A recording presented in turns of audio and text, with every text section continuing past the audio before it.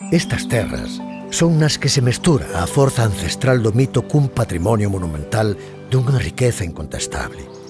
Aquí tivo a lendaria Raíña Lupa o seu territorio, un lugar máxico formado por unha natureza autóctona exuberante, cheo de bens patrimoniais e etnolóxicos que non é pura fabulación, xa que o Castro Lupario existe na realidade e agora está ameazado.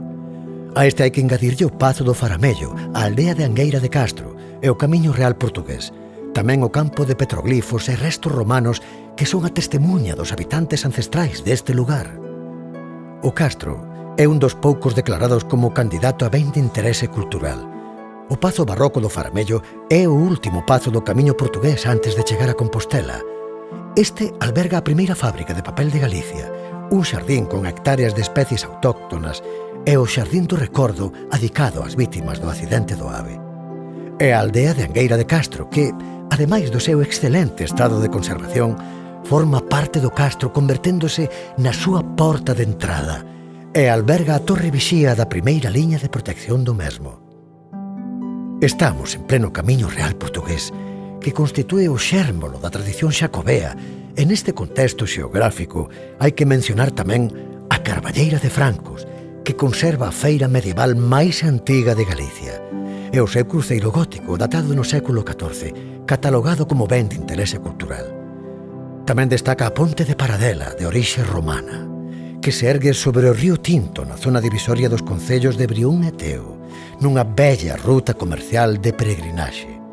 E todo este conxunto adquire personalidade unitaria a través do camiño xacobeo que o atravesa de sur a norte.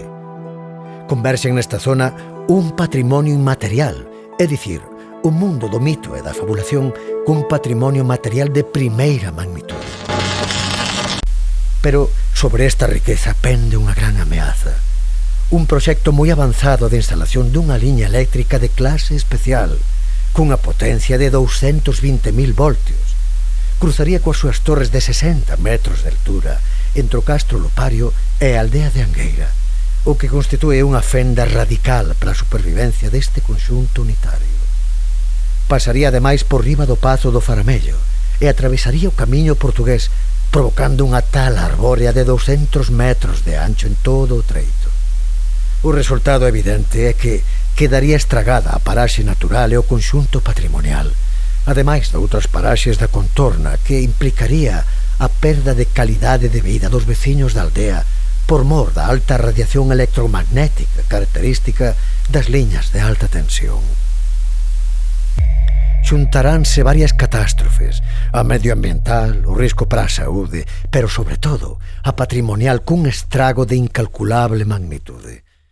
Crearase unha fenda de carácter sociolóxico e moral pros que tentamos vivir no eido do rural, ali onde parece que nada importa.